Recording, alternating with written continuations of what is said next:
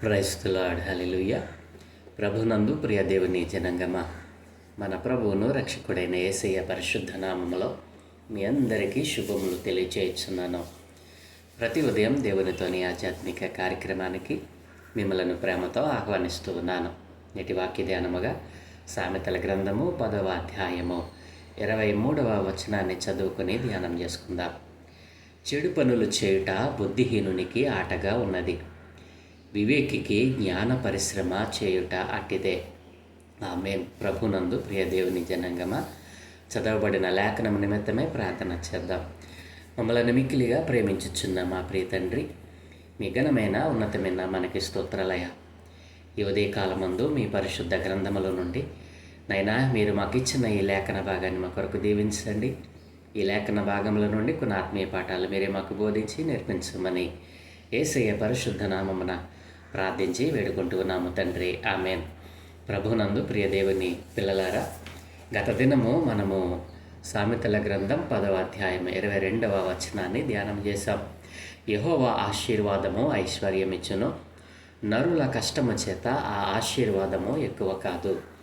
దేవుని ఆశీర్వాదమే మనకు ఐశ్వర్యమును ఘనతను తెచ్చిపెడుతుందని, మరి నరుడు తన కష్టము చేత ఆ ఆశీర్వాదాన్ని తెచ్చుకోలేడు, ఎక్కువ చేసుకొనలేడు అని మనం నిన్నటి దినాన ధ్యానం చేశాం. ఈరోజు 23వ వచనాన్ని ధ్యానం చేద్దాం. చెడు పనులు చేయుట బుద్ధిహీనునికి ఆటగా ఉన్నది. చెడు పనులు చేయుట బుద్ధిహీనునికి ఆటగా ఉన్నది. ఎవడు బుద్ధిహీనుడు? మరి ఈ లోకంలో మనం చూసినట్లయితే చెడు పనులు చేసేటువంటి వ్యక్తులు మరి చాలామంది మనకు కనపడతా ఉంటారు. వారు చేసే పని మనకు కొద్దిగా ఎబ్బెట్టిగా, కొద్దిగా ఇబ్బందిగా అనిపించవచ్చు. చాలామంది మరి ఎలాంటి క్రియలు అని మనం ఆలోచన చేస్తే, బుద్ధిహీనుడు ఏ క్రియలు చేస్తాడో మనము ఒక్కొక్కటిగా చూద్దాం. ప్రియదేని పిల్లరా, ఈ లోకంలో చాలామంది దేవుని యొక్క జ్ఞానాన్ని, దేవుని యొక్క ఉపదేశాన్ని, మరి దేవుని వాక్యాన్ని పెడచెవిన పెట్టి ఈ రోజున మరి తల్లి తండ్రి యొక్క మాటను మరి వినకుండా, లోకంలో ఉన్నటువంటి పెద్దలైన వారి మాట వినకుండా, మరి చదువు చెప్పే గురువుల మాటలను కూడా వినకుండా ఈ లోకంలో మరి పనికి మాలిన వారిగా, బుద్ధిహీనులుగా, చెడిపోయిన వారిగా అనేక మంది మరి ఈ లోకంలో మనం చూస్తూ ఉంటాం. ఇలాంటి వారు ఏం చేస్తారంటే చెడ్డ పనులు చేయటమే వారికి ఆటగా. ఆట అంటే ఏమిటి?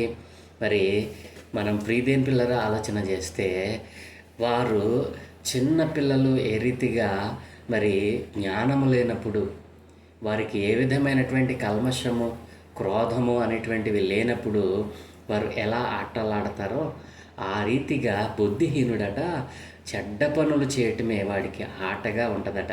ప్రియదేని పిల్లరా, ఎలాంటి మరి ఆటలు వారు ఆడుతూ ఉన్నారు, ఎలాంటి చెడ్డ పనులు వారు చేస్తూ ఉన్నారో ప్రియదేని పిల్లరా మనం తెలుసుకుందామా? ఈ రోజున చెడు పనులు చేస్తూ బుద్ధిహీనులుగా మిగిలిపోతున్న వారి జీవితంలో ఏమేమి కలిగి ఉన్నారో మనం చూస్తే, ఎప్పుడు కూడా అలాంటి బుద్ధిహీనత మనకొద్దు ప్రభువా అని మనం దేవుని ఇప్పటికే అడిగేవారం. ప్రియదేని పిల్లరా, బుద్ధిహీనుడు ఎలాంటి చెడ్డ పనులు చేస్తాడో తెలుసా? బుద్ధిహీనుడు జారత్వము మరియు అపవిత్రతను కలిగి ఉంటాడు. అనగా అనైతిక సంబంధాలు, మాలిన్యమైనటువంటి ప్రవర్తన కలిగి ఉంటాడు. ప్రియదేని పిల్లరా, బుద్ధిహీనుడు జారస్త్రీ మరి ఎలాగున మరి ఒక మనిషిని లాగివేస్తుందో అలాంటి మరి జారస్త్రీ వలన లాగివేయబడిన వాడిగా, అనైతిక సంబంధాలు కలిగి దేవుని యొక్క ఉన్నతమైనటువంటి ఆలోచన నుండి, ఉన్నతమైన మార్గం నుండి తప్పిన వారిగా కనబడతారు. బుద్ధిహీనుడు చెడ్డ కార్యాలు చేస్తాడు. ఏంటో తెలుసా? జారత్వము మరియు అపవిత్రత, మాలిన్యమైన ప్రవర్తన కలిగి మరి నిత్యము తన జీవితాన్ని, శరీరాన్ని మలినముతో నింపుతాడు. రెండవది మనం చూస్తే కామకత్వం. ఈ రోజున మనం చూస్తే మానవులలో చాలామంది ఈ దుష్టులైన వారు, దుర్మార్గులైన వారు, మరి బుద్ధిహీనులైన వారు చేస్తున్న పని ఏంటో తెలుసా? నిత్యము కాముకత్వంతో కూడినటువంటి ఆశ, దురాశతో కూడినటువంటి శారీరక కోరికలతో వారి జీవితాలను మలినం చేసుకుంటా ఉన్నారు. ఒక ఆట ఆడుతూ ఉన్నారు. ప్రియదేని పిల్లరా, కాముకత్వము అనేటువంటిది ఎంత భయంకరమైనటువంటి మరి శరీర కార్యమో. ఈ రోజున చిన్నలు మొదలుకొని పెద్దల వరకు ఈ యొక్క మరి దురాశతో కూడినటువంటి శారీరక కోరికను తీర్చుకోవడానికి ఎంతటికైనా తెగించడానికి వారు మరి తెగిస్తూ ఉన్నారు. నా ప్రియ దేవుని పిల్లరా, మరి దేవుని వాక్యం సెలవిస్తూ ఉంది, శరీర కార్యములు మరి గుప్తములై ఉన్నవని గలతీ 5:19-21 రాయబడిన ప్రకారం మరి ఈ బుద్ధిహీనునిలో ఈ కార్యములన్నీ మనకు కనబడతా ఉన్నాయి.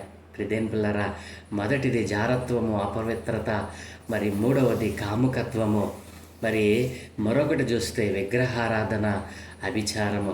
ప్రియదేని పిల్లరా, దేవునికి బదులుగా వేటినైనా పూజిస్తారు. బుద్ధిహీనుడు ఏం చేస్తాడు?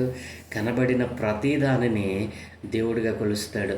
బుద్ధిహీనుడు ఏం చేస్తాడంటే మరి ఆత్మ లేని వాటికి, దైవములని వాటికి పేరు పెట్టి, మరి నిర్జీవమైన వాటికి వారు దైవములని పేరు పెట్టి పూజిస్తూ ఉంటారు. ఎంత అవివేకం అండి!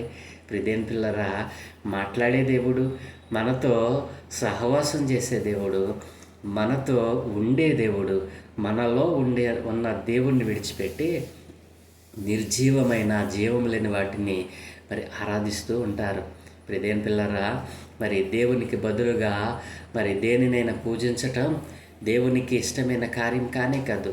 కాబట్టి ఇలాంటి వారు బుద్ధిహీనులు మరి మంత్రతంత్రాలు మరి ఆచరిస్తూ ఉంటారు. మంత్రతంత్రాలను వారు మరి అనుకరిస్తూ ఉంటారు. ప్రియదేని పిల్లరా, మరి మంత్రతంత్రాలు అనేటువంటివి ఈ లోకంలో మరి చాలామంది ఆశ్రయిస్తూ ఉంటారు. మరి నాకు ఇది వచ్చిందనో, మరి జ్వరం వస్తే మంత్రగాడి దగ్గరికి వెళ్ళటం, లేదా మరి ఇంకొక ఏదైనా వస్తే మంత్రగాడి దగ్గరికి వెళ్ళి తాయితీ కట్టుకోవడం. చాలామంది బుద్ధిహీనమైన పనులు చేస్తూ ఉంటారు. వీరందరూ ఎవరు? చెడ్డ కార్యాలు చేసేవారు. ప్రియదేని పిల్లరా, మరి చారత్వము, అపవిత్రత, కాముకత్వము, విగ్రహారాధన మరియు అభిచారము, ఇవన్నీ బుద్ధిహీనుల్లో కనబడేటువంటి లక్షణాలు. ఇంకా మనం చూసినట్లయితే ద్వేషము, కలహము, కక్షలు. బుద్ధిహీనుల్లో ఏముంటాయో తెలుసా? మనుషుల మధ్య విద్వేషాలు సృష్టించడం, మరి శత్రుత్వాన్ని పెంచుకోవడం. ప్రియదేని పిల్లరా, కలహాలు పుట్టించడం, కక్షలు పెట్టుకొని మరి మాటు వేసి మరి నిర్దోషులను మరి మట్టు పెట్టడం, ఇలాంటి ఆలోచనలు మరి బుద్ధిహీనుల మరి హృదయంలో మెదులుతూ ఉంటాయి.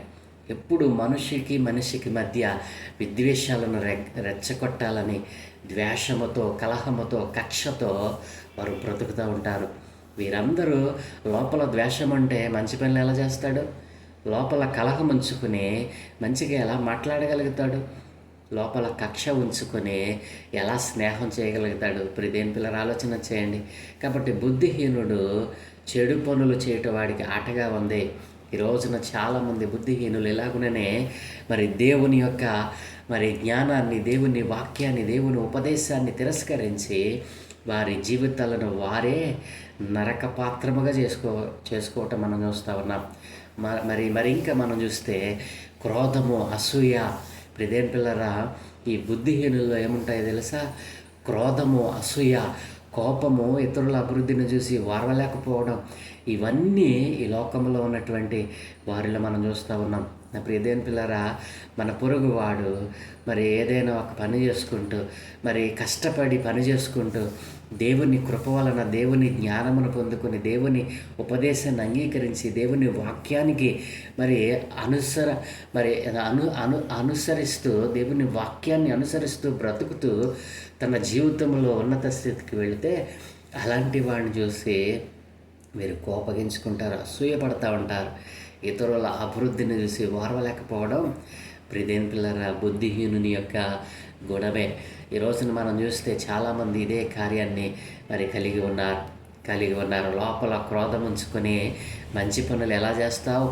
లోపల అసూయ ఉంచుకొని మరి నీవు ఇతరుల ఎదుగుదలను వరవలేనితనంతో నువ్వు ఎలా మంచి పనులు చేయగలుగుతావు? నా ప్రియదేని పిల్లరా, ఇంకా మనం చూస్తే మత్తతలు మరియు అల్లరితో కూడిన ఆటపాటలు, తాగుబోతుతనం, బాధ్యత లేని సంతోషాలు, అల్లరితో కూడిన ఆటపాటలు ఏంటి, ఈ రోజున లేచింది మొదలు పడుకునేంత వరకు మరి ప్రతి వ్యక్తి మనం చూస్తే ఇలాంటి లక్షణాలు కలిగే బ్రతుకుతూ ఉన్నాడు. మరి అల్లరితో కూడిన ఆటపాటలతో మరి దేవుడిచ్చినటువంటి విలువైన సమయాన్ని దొంగిలిస్తూ తమ జీవితాలను మేము సంతోషంగా ఉన్నాం, మరి మాకెంతో ఆనందంగా ఉంది అనుకుంటూ ఉన్నారు. కానీ బాధ్యత లేని సంతోషం చివరికి నష్టాన్ని, మరి శాపాన్ని తెచ్చిపెడుతుందని వారు గుర్తించలేకపోతూ ఉన్నారు. నా ప్రియదేని పిల్లరా, మరి మత్తతులు అంటే తాగుబోతుతనం తాగుతూ మరి చిందులేస్తూ ఆనాడు మరి సుధుమ మరి ప్రజలు ఏ రీతిగా మరి బరి తెగించి ప్రవర్తించారో ఈ రోజున అలాంటి పరిస్థితుల్లోనే మానవ జాతి మరి ముందుకు కొనసాగుతూ ఉంది. ప్రియదేని పిల్లరా, ఇలాంటి లక్షణాలన్నీ ఎవరిలో ఉంటాయి తెలుసా? బుద్ధిహీనులో ఇన్ని శరీర కార్యాలు పనిచేస్తూ ఉంటాయి. కాబట్టి ప్రియదేని పిల్లరా, మరి రెండవ మాటలో దేవుడు అన్నాడు కదా, రెండవ మాటలు ఏమన్నాడు? వివేకికి జ్ఞాన పరిశ్రమ చేటాటిదే. అంటే దాని అర్థం ఏంటో తెలుసా? వివేకి అయిన వాడు నిత్యము మరి జ్ఞానాన్ని పరిశ్రమగా కలిగి ఉంటాడంటండి. వివేకి ఏం చేస్తాడో తెలుసా? జ్ఞాన పరిశ్రమను స్థాపించుకుంటాడు. అంటే దాని అర్థం మరి వివేకవంతుడు ఏం చేస్తాడు?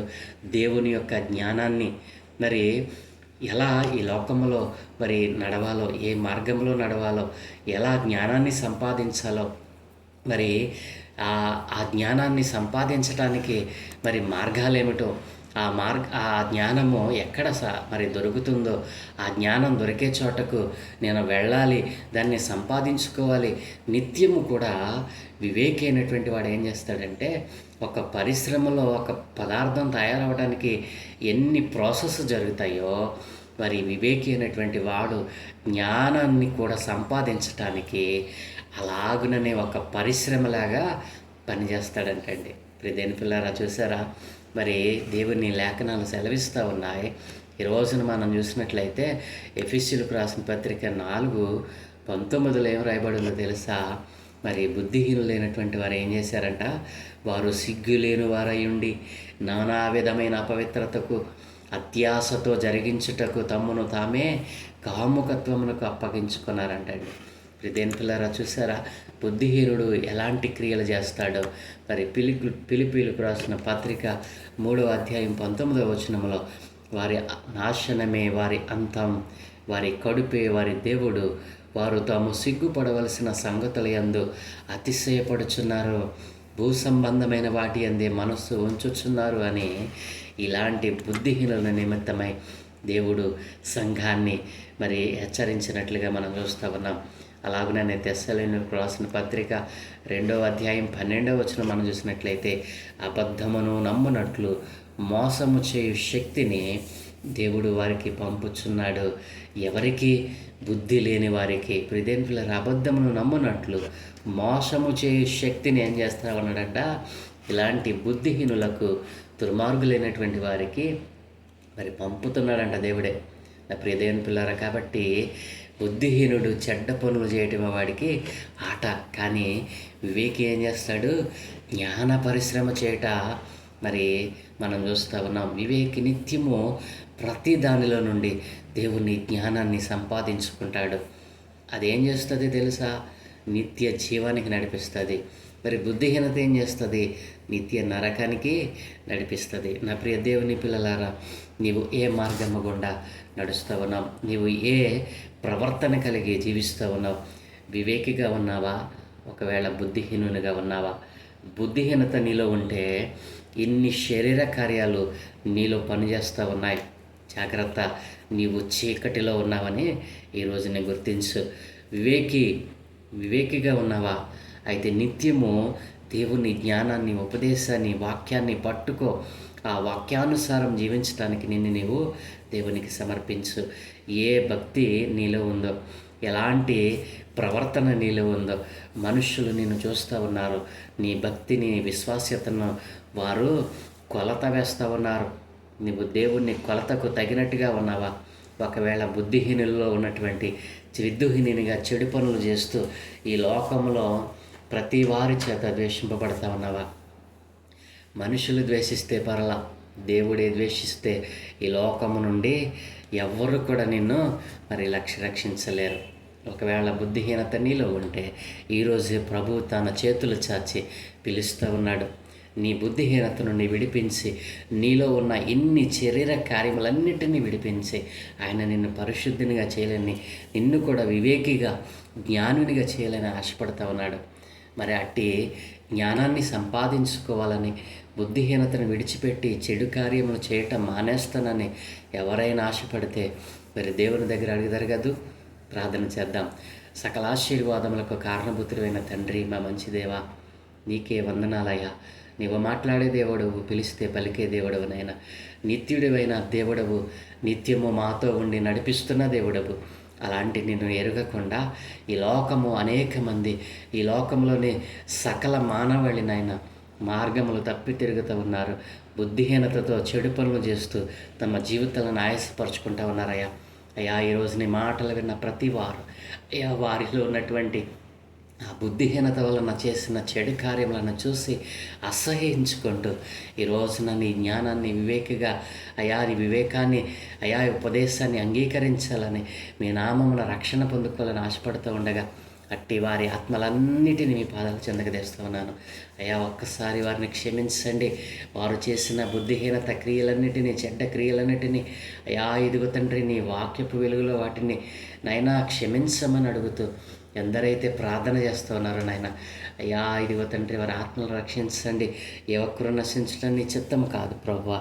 ఈ రోజున నీ చిత్తములో ఉండి అయ్యా ఇదిగో తండ్రి, నీకు ఇష్టలుగా బ్రతకాలని ఆశపడుతూ ఉండగా బుద్ధిహీనతను, చెడ్డ క్రియలను విడిచిపెట్టి వివేకిగా, జ్ఞానవంతురాలుగా మారాలని ఆశపడుతూ ఉండగా వారి ఆశను, కోరికను తీర్చమని అయ్యా, అందరి కోరికలను తీర్చే గొప్ప దేవుడవు అయ్యా. ఇదిగో తండ్రి, వీరి కోరికలను కూడా తీర్చి నీకు ఉపయోగపడే పాత్రలుగా మార్చుకోమని ఈ దినం మేము చేయపనులన్నింటినీ మీకు అనుదృష్టి ఉంచి మీ దూతల కాపుతల నుంచి మీరే మహిమ పొందుకోమని యేసయ్య పరిశుద్ధ నామమున ప్రార్థించి వేడుకుంటూ ఉన్నాము తండ్రి.